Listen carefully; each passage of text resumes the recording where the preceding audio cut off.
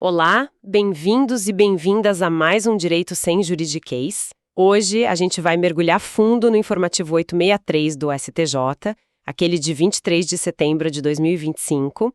Vamos, como sempre, destrinchar as decisões mais importantes, traduzindo tudo para quem está na batalha dos estudos, né, para quem presta concurso. E antes de começar o nosso papo, um recadinho rápido e super importante. Na descrição aqui do áudio tem o link para o nosso e-book Questões Discursivas Informativos STF e STJ. É um material bem legal, com perguntas e respostas diretas para ajudar mesmo a fixar o conteúdo que a gente discute. E, claro, adquirir o e-book ajuda demais a gente a continuar com esse trabalho aqui. Fica a dica.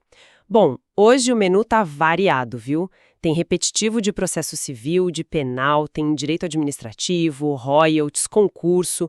Tem também improbidade, condomínio, falência, um monte de coisa. Preparados? Então, bora começar a desembrulhar isso. Vamos lá, começando quente com um tema repetitivo, o 1268. Imagina assim, alguém entrou na justiça, ganhou para anular umas tarifas bancárias, pegou o dinheiro de volta. Só que esqueceu de pedir os juros que correram em cima dessas tarifas.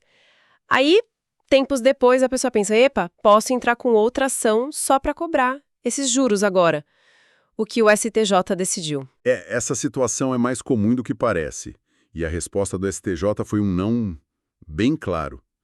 O ponto central, assim, é a força da coisa julgada material e o efeito preclusivo dela. Efeito preclusivo, o que seria isso na prática? Significa que o que foi decidido, ou até o que poderia ter sido discutido e decidido na primeira ação, mas não foi, não pode mais ser levantado numa nova ação. A causa de pedir, o motivo da ação, seria a mesma.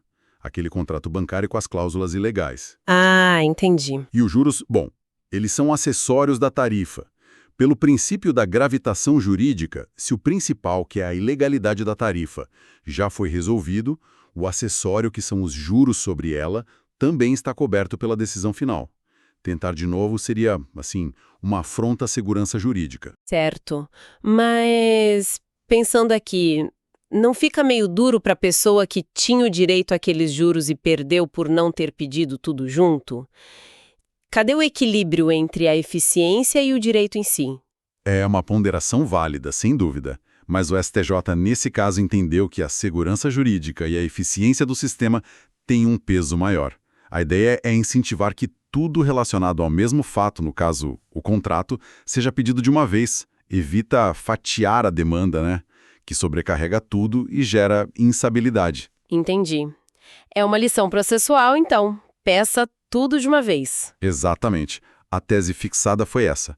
A eficácia preclusiva da coisa julgada impede o ajuizamento de nova ação para pleitear a restituição de quantia paga a título de juros remuneratórios incidentes sobre tarifas bancárias declaradas ilegais ou abusivas em ação anterior.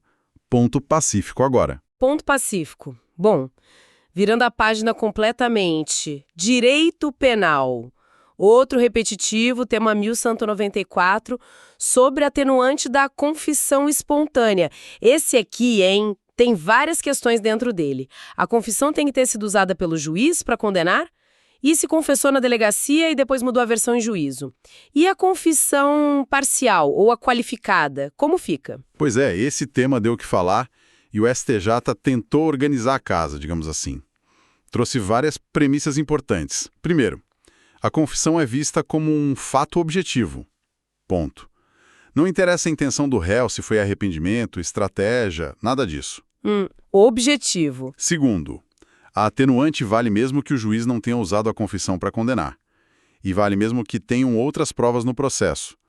A lei não exige essa utilidade da confissão para formar a convicção do juiz. Nossa, isso já muda bastante, Porque antes tinha muita discussão sobre a relevância dela para a decisão. Muita. Terceiro ponto, e esse é bem relevante. Confissão qualificada. Tipo, admito que matei, mas foi legítima defesa. Ou a parcial. Admito parte dos fatos também, atenuou a pena. Só que nesses casos, a redução tem que ser menor do que na confissão total. Simples. E o juiz tem que justificar essa redução menor, viu? E ela não vai preponderar sobre agravantes. Entendi. Atenua, mas com um peso diferente. Isso. E o quarto ponto. confissão na delegacia, a extrajudicial. Ela vale sim, a não ser que ela seja validamente retratada em juízo e, além da retratação, essa confissão lá do início não tenha servido para absolutamente nada na investigação. Se ela ajudou a polícia a achar uma prova, a entender o caso, mesmo que depois o réu negue tudo, ainda assim vai atenuar. Caramba, então o foco foi muito mais no ato de confessar em si, né? Tirando um pouco o peso da subjetividade do juiz em avaliar se foi útil ou não, qual a lógica por trás disso. Parece ser uma busca por mais segurança e uniformidade, né? Tratar como um dado objetivo reduz a discricionariedade. Isso levou, inclusive, à revisão de 2 súmulas importantes. Ah, é? Quais? A súmula 545, que agora diz que a confissão atenua independentemente de ter sido usada na condenação. E a 630, que foi ajustada para dizer que confessar posse para uso, negando tráfico, atenua a pena do tráfico. Mas, claro, em grau menor do que confessar o tráfico de cara. Entendi. E um detalhe final importantíssimo: modularam os efeitos. As interpretações que podem ser prejudiciais ao réu, nessa nova linha, só valem para crimes cometidos depois da publicação desse acórdão dos repetitivos. Ufa. Importante essa modulação para não pegar ninguém de surpresa para trás. Bom, saindo do penal, vamos dar um pulo no direito administrativo. Primeira turma, um caso sobre royalties de petróleo e gás. A dúvida era: o município ganha royalties só por ter instalação de embarque e desembarque na sua área ou precisa comprovar mais coisa? Precisa comprovar bem mais. O STJ bateu na tecla de que o direito aos royalties vem da influência efetiva da exploração no território. Não é só dizer, tem um terminal aqui ou apontar no mapa. Ah, não basta geografia, então. Não. Precisa de comprovação técnica específica. Tem que mostrar que existem instalações operacionais que são reconhecidas pela ANP e mais, que essas instalações são efetivamente usadas para movimentar o óleo ou gás daquela exploração específica. Não dá para presumir o direito. Tem que ter prova técnica robusta. Certo, prova concreta da ligação entre a instalação e a exploração. Faz sentido. E falando em prova e direitos, outra da primeira turma agora sobre concursos. Se um candidato sozinho consegue anular uma questão na justiça, essa decisão aproveita a todos os outros? Não automaticamente. A decisão numa ação individual, como regra, só vale para quem está no processo, né? Efeito inter partes. Não tem efeito erga omnes para todo mundo. Então, os outros que se sentiram prejudicados teriam que entrar com as próprias ações. Ou isso, ou esperar para ver se a própria administração pública, por conta própria, decide anular a questão para todo mundo administrativamente. Mas aí é outra história, é uma decisão dela. Entendi. Limites claros da ação individual. E ainda em concurso, olha só, a segunda turma agora. Cadastro de reserva versus contratação temporária. Aquele cenário, a pessoa passou, está lá no cadastro, e durante a validade do concurso, a administração contrata temporários para a mesma função. Isso dá direito à nomeação para quem está no cadastro? Olha, a regra geral é que cadastro de reserva é só expectativa de direito, né? Mas, tem um mas importante, seguindo o STF lá no tema 784, essa expectativa pode virar direito líquido e certo se ficar comprovada a tal da preterição arbitrária e imotivada por parte da administração. Preterição arbitrária e imotivada, e a contratação de temporários seria um sinal disso. Exato, é um forte indício. Se a administração contrata temporários para suprir necessidades que na verdade são permanentes e tem gente aprovada no concurso válido esperando, isso cheira a preterição. Mas basta provar que houve contratação temporária ou precisa mais? Precisa um pouco mais. O candidato do cadastro tem que demonstrar que essas contratações não eram para uma emergência real e passageira, mas sim para tapar buraco de necessidade permanente. E tem que mostrar que o número de temporários contratados foi suficiente para chegar na posição dele lá na lista do cadastro. Aí sim, fica clara a necessidade da vaga e a preterição. E nasce o direito à nomeação. Entendido. Tem que demonstrar necessidade de permanente e que a vaga dele foi ocupada precariamente. Mudando de assunto de novo, vamos para a improbidade administrativa. Segunda turma também, discutindo prescrição intercorrente. A pergunta é Essa prescrição, que pode acontecer no meio do processo de conhecimento, ela se aplica também lá na frente, na hora de executar a sentença de improbidade, tipo para cobrar multa ou fazer cumprir a sanção? Boa pergunta. E o STJ disse que não. As regras da prescrição intercorrente, que estão lá no artigo 23 da nova lei de improbidade, com aqueles marcos temporais específicos, elas valem para a fase de conhecimento, antes da sentença definitiva. Ah, então para a fase de execução é outra lógica. Isso. Depois que a condenação transita em julgado, o que começa a correr o prazo da prescrição da pretensão executória. E qual prazo seria esse? O STJ aplicou por analogia a súmula 150 do STF. Ou seja, o prazo para executar é o mesmo que era para entrar com a ação de conhecimento. 8 anos. 8 anos para executar. Exato. Com uma exceção importante. A pretensão de ressarcimento ao erário, causada por ato doloso de improbidade. Essa aí, o STF já disse no tema 897, que é imprescritível. Entendi. Então tem prazo para executar as sanções, mas não para cobrar o prejuízo causado com o dolo. Faz sentido a distinção. Vamos para o direito civil agora? Terceira turma. Assunto de condomínio. O condomínio vai executar um morador que não pagou a taxa. Ele pode incluir na cobrança os honorários que ele, condomínio, pagou para o advogado dele? Os honorários contratuais? Mesmo que a convenção do condomínio diga que pode? Olha, essa é uma dúvida comum nos condomínios. E a resposta do STJ foi: não pode. O tribunal fez uma distinção clara. Os honorários que o condomínio combina e paga para o seu advogado são uma despesa extraprocessual, um contrato entre eles. E o que pode cobrar no processo, então? O Código de Processo Civil, lá nos artigos 84 e 85, só permite cobrar do devedor, no processo, as despesas dentro do processo, as chamadas endoprocessuais, que são as custas judiciais e os honorários de sucumbência, aqueles que o juiz fixa para o advogado da parte que ganhou a causa. A Convenção do Condomínio não tem o poder de criar essa obrigação para o devedor pagar os honorários contratuais na execução. Entendi. Uma coisa é o custo do processo em si, outra é o custo do contrato particular do credor com o advogado dele. Certo. Próximo. Direito empresarial, falência. Também terceira turma. Leilão de bens da massa falida pode vender um imóvel por um preço baixíssimo, tipo, sei lá, 2% do valor de avaliação. Aquela história de preço vil não se aplica na falência. Pois é. Aqui teve mudança importante com a Lei 14.112, a reforma da Lei de Falências. E a resposta é: sim, pode ser vendido por preço baixo. E a alegação de preço vil, como a gente conhece no processo civil comum, foi afastada para as vendas na falência. Afastada. Mesmo que seja 2% da avaliação? Nossa. Qual a ideia por trás disso? Agilizar tudo, exatamente. O objetivo claro da lei foi dar mais celeridade e efetividade para vender os ativos e pagar os credores. Se o leilão seguiu as regras, teve publicidade e garantiu competição, o preço baixo por si só não é motivo para anular. Mas e se alguém achar que o preço foi baixo demais, que prejudicou os credores ou o próprio falido? Não tem o que fazer? Tem. Mas a forma mudou. Para impugnar o valor do leilão agora, a lei exige que quem está reclamando seja um credor, o falido ou o Ministério Público apresente uma oferta firme. Ou seja, tem que arrumar alguém ou se oferecer para comprar o bem por um preço maior e depositar uma parte e provar que a oferta é séria. Sem essa oferta concreta, só reclamar do preço baixo não adianta mais. Entendi. É um reclama, mas mostra o dinheiro.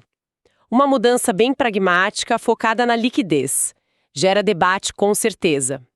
Voltando para o processo civil, ainda na terceira turma. Ação monitória.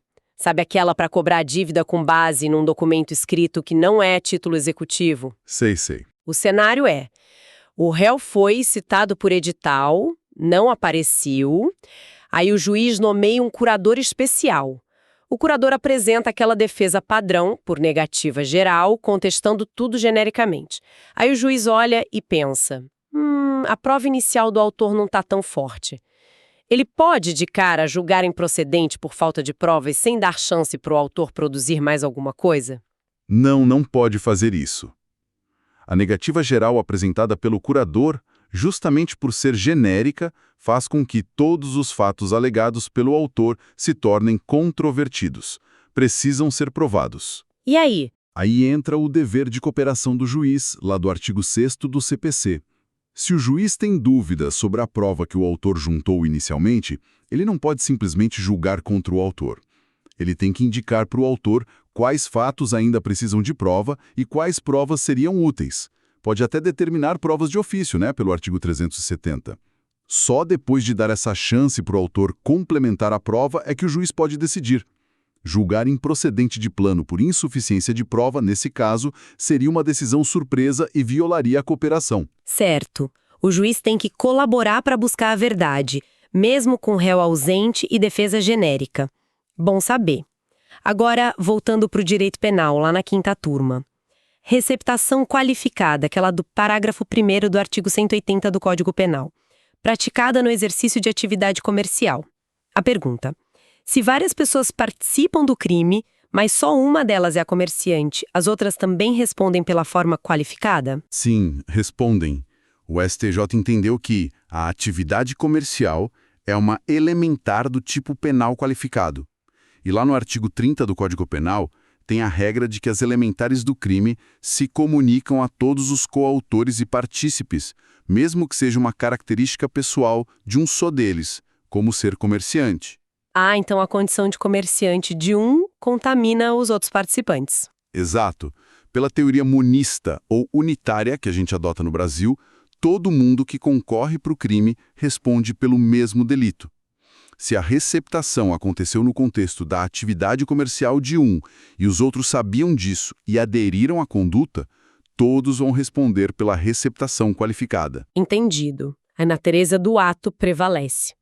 E ainda em processo penal, 5ª turma de novo. Revisão criminal, aquela ação para tentar mudar uma condenação que já transitou em julgado. O tribunal, ao julgar a revisão, pode mudar a classificação do crime? Por exemplo, a pessoa foi condenada por lavagem de dinheiro, mas na revisão o tribunal entende que foi receptação. Pode fazer essa desclassificação? Pode sim, perfeitamente. O artigo 626 do Código de Processo Penal prevê isso expressamente. Diz que o tribunal, julgando a revisão procedente, pode alterar a classificação da infração. É a chamada emendatio libelli na revisão. Tem alguma restrição para isso? A única restrição importante é a proibição da reformatio impejus, ou seja, a nova classificação não pode resultar numa pena maior do que a que foi fixada na condenação original. Mas, se a desclassificação for para um crime com pena menor e com base nos mesmos fatos que já estavam na denúncia original, sem problemas. Ótimo. É uma ferramenta importante para corrigir injustiças. E, para fechar as decisões das turmas, vamos para a 6ª turma. Acordo de Não Persecução Penal, famoso ANPP. Tem um momento certo para a defesa pedir o acordo, ou pode pedir a qualquer hora, tipo lá no finalzinho do processo, depois de várias instâncias, quase transitando em julgado? Essa era uma dúvida que pairava. E o STJ, na linha do que o STF já vinha sinalizando, diz que não pode ser a qualquer tempo, não. O pedido de ANPP tem que ser feito pela defesa na primeira oportunidade que ela tiver para falar nos autos, depois que o artigo 28A do CPP entrou em vigor com o pacote anticrime. Processual segundo o STJ. Opera-se a preclusão. Perdeu a chance se não pediu no momento certo. Entendi. O ANPP é para ser uma solução negociada logo no início, não uma carta na manga para a última hora. Reforça a ideia de um processo mais cooperativo, né? Exato. Bom, e para a gente encerrar esse panorama do informativo 863, o STJ afetou 5 novas questões para serem julgadas pelo rito dos recursos repetitivos. Isso significa que logo teremos teses firmadas sobre esses assuntos, valendo para todo o país. Quais são esses novos temas? Sim, a afetação é sempre importante para dar uniformidade. Os temas são: primeiro, o tema 1380 lá no tributário. Vão discutir se é exigível aquele adicional de 1% da COFINS importação sobre certos produtos, mesmo quando a alíquota principal da COFINS para eles é 0. Interessante essa questão do adicional. Segundo, tema 1381 no penal. A questão é se o simples fato da droga ter como destino outro estado já impede por si só a aplicação da causa de diminuição do tráfico privilegiado, aquele do parágrafo 4º do artigo 33 da Lei de Drogas. Essa discussão do tráfico interestadual versus privilegiado é bem recorrente. Terceiro, tema 1382, processo penal. Vão analisar a licitude da prova obtida por espelhamento de aplicativo de mensagens.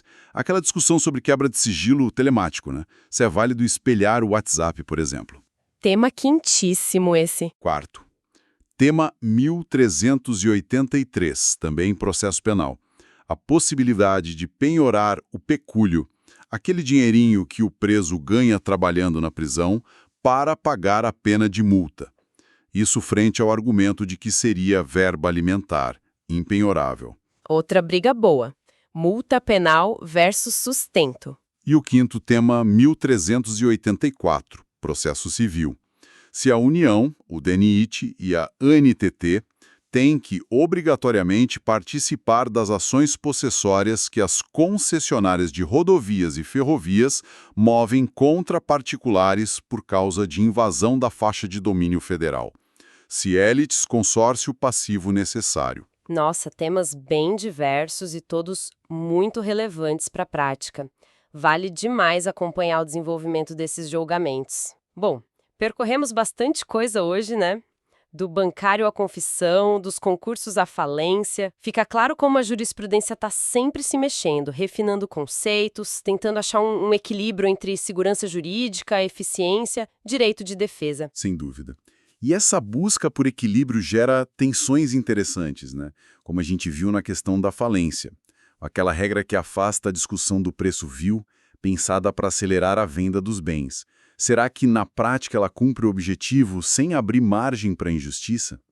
Especialmente quando o mercado está ruim para vender certos ativos, como garantir que a pressa para pagar credor não acabe, no fim das contas, prejudicando todo mundo, inclusive os próprios credores, se o bem for vendido por muito menos do que poderia valer com um pouco mais de calma ou outra estratégia? Excelente reflexão. Esse trade-off entre eficiência e justiça material é um dilema constante no direito, né? E com essa provocação, a gente encerra a nossa análise do informativo 863 do STJ. Não esqueçam de dar uma olhada no link do e-book que está na descrição. É um ótimo apoio para os estudos e também para a gente continuar nosso trabalho aqui. Muito obrigada pela companhia e até a nossa próxima conversa aqui no Direito Sem Juridiquês.